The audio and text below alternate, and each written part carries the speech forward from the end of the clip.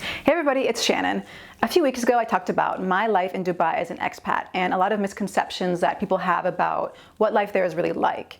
And that video is really just the tip of the iceberg when it comes to life in Dubai. Okay, that was just a little taster. For example, the holy month of Ramadan. It started last Thursday night, the 23rd of April in the evening. Life in Dubai during Ramadan, it's certainly super different than any other month. And even if you're not religious like me, you'll see it. So where do we start? Because I lived in Dubai for 7 years, and actually I spent 6 Ramadans there, 6.5, because when I first came there in 2010, it was during Ramadan. So I spent 6.5 Ramadans in Dubai. So I made this video to kind of talk about what life there is like during Ramadan. It's a perfect occasion for me to wear this abaya that my friend had made for me. She's a designer, Emirati. I'll try to put the link to her website here. But I love this abaya because it's super comfy and the fabric is just like cooling. Okay, so what is Ramadan? Ramadan is the 9th month, if I remember correctly, the 9th month in the Hijri calendar, which is the Muslim lunar calendar, and it's the holiest month of the year for Muslims. It's when healthy adults are supposed to fast from dawn until dusk, okay? So basically during the daytime, you don't eat, you don't drink, not even water, no smoking, nada. Okay, nada during the day. If you're pregnant or if you're like on your period or you're traveling, you're supposed to make up the days is how it works. It's believed that the Quran was revealed to the Prophet Muhammad during that time or during Ramadan. So people, they'll read the scripture or they'll pray, they'll do charity, spend time with family, self-reflection, that kind of thing. Stay away from loud noises. There's supposed to be like no screaming and yelling also during the Ramadan, at least during the day, like keep things reverent.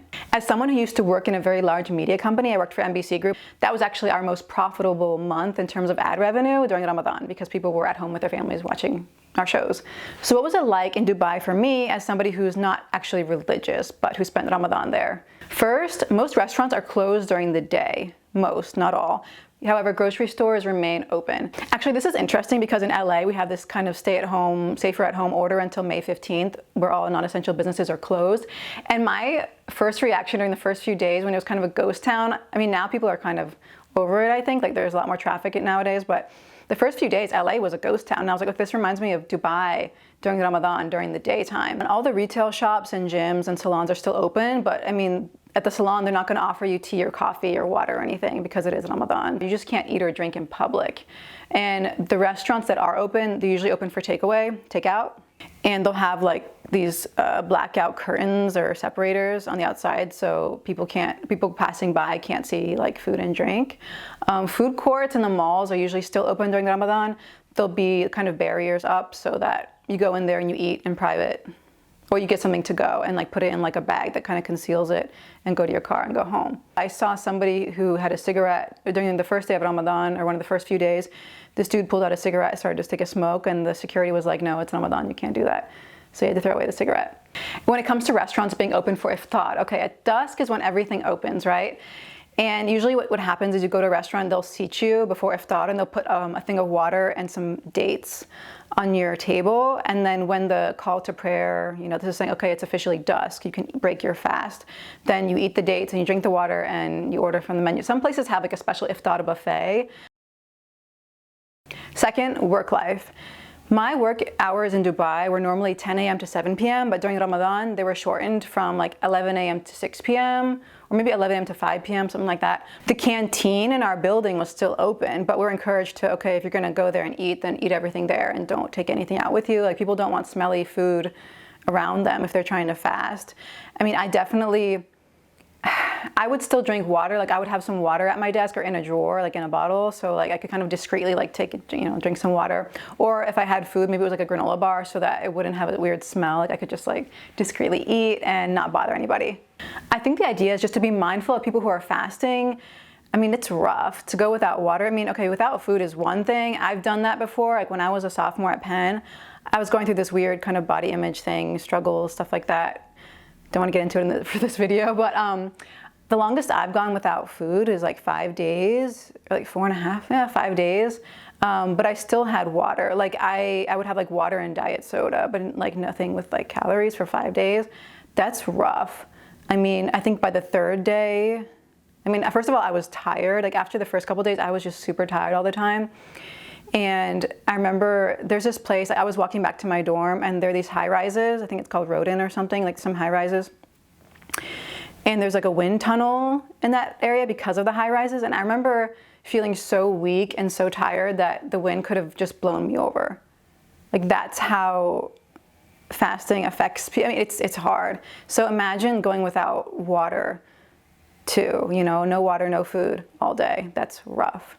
It's just better to be mindful and discreet. If you aren't fasting, aren't observing it, then just, yeah, be nice about it, be smart about it. I mean, I can't imagine how much harder it is for people in other parts of the world who have a longer fast. I mean, there are some places where it doesn't get dark until like 9 p.m. So your fasting hours are a lot longer and it's a lot tougher. And especially, I mean, in the US, most people aren't fasting for Ramadan. So I think it's even tougher. It takes more self-control because everybody else around you is eating and you're smelling food and stuff. Third thing, suhoors. A lot of you have heard of iftar. So iftar is like the meal that breaks the fast. Futur means breakfast in Arabic, okay? So iftar is the meal that breaks the fast you have at night whenever dusk is, the call to prayer. You know, it'll, throughout all of Dubai, I mean, in the malls especially, you hear the idhan, the call to prayer, and that's when you can start eating and break the fast. But suhoor, what's a suhoor? Suhoor is the pre-dawn meal that helps people who are fasting really get through the day. And suhoors usually they're like 10 p.m. starting until approximately 2 a.m. or 3 a.m. And there are some super fancy glitzy ones in Dubai. I mean, I worked for NBC and every year we'd have a big suhoor. There's one called asatir. So Asatir tent at Atlantis in Dubai. Oh, Ustura means like a legend or a myth. Asatir is myths or legends. Ustura and then Asatir, yeah. So for iftar and suhoor, it's like kind of I don't know, it's like a cultural thing to have a tent. It's not like a ghetto-y tent. When I say a tent, it's like a super fancy tent, okay? So for example, Asatir tent at Atlantis Hotel, they had a really nice suhoor. And people get super dressed up, like makeup, hair, clothes, bling, like dressed to the nines for suhoor, especially because there were, you know, you would have like celebrities and like the CEO and the chairman coming to the suhoor dinner and people giving speeches, things like that. So suhoors are kind of like a fancy glitzy thing. And if you're a night person, like you love to go out at night, maybe Ramadan is a good time to come to Dubai because it does kind of really wake up at night and everything is popping till like 3 or 4. I mean, the mall parking lots will be packed in the middle of the night. It's just something you don't see anywhere else, or at least not in LA. Also, if you haven't tried Khaliji dates, during Ramadan, you'll see they're quite plentiful. So it's also a good time to come and you'll get lots of dates. And it's just a different vibe. You know, I would say there's a more kind of communal vibe during Ramadan. Last thing for today, Ramadan greetings. And I say Ramadan. You can say Ramadan if you want, but like in Arabic, it's the way, if you know Arabic, then you're going to want to pronounce it the correct way, which is Ramadan. I mean, if you can't say Ramadan, it's okay. Just say Ramadan, but please don't say Ramadan. It just sounds weird. But yeah, when it comes to greetings, you can say Ramadan Kareem, which means have a generous Ramadan. Or also you can say Ramadan Mubarak. Mubarak means blessed. Okay, so like have a blessed Ramadan. Ramadan Mubarak. And another thing that we say, I mean, especially during Eid, Eid is at the end of Ramadan. It's a holiday, Eid al-Fitr. You have the days off work, celebrating, family time, that kind of thing. And during Eid, you can say Eid Mubarak, which is, again, blessed Eid. Eid Saeed, happy Eid. Or also, Kul Am wa ant bikhair. This is also something we say when it's somebody's birthday. I say Eid Milad Saeed, Kul Am wa ant bikhair. Kul Am means each year. Wa ant bikhair means and you are well, you are healthy, you're doing well. Kul Am wa ant bikhair means every year you be well, or maybe like many happy returns kind of. Kul Am wa ant bikhair. May every year you be well. Something like that. So yeah, you can say Ramadan Kareem, Kul Am wa ant bikhair. That sounds nice.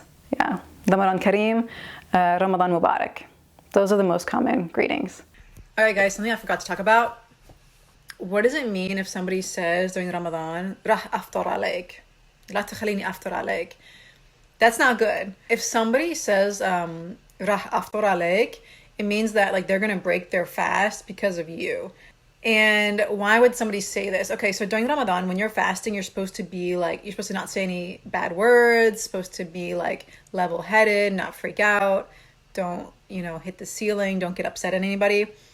If you, after عليك, basically means that, you know, I'm gonna like cuss you out because you're upsetting me so much. Well, if you cuss somebody out, then you might as well just eat because your fast doesn't count for that day. There you go. Hopefully you found this video useful. Please like and subscribe and comment and share and everything like that. Love you guys. أحبكم. Ramadan Kareem. كل عام وأنتم بألف خير. See you soon.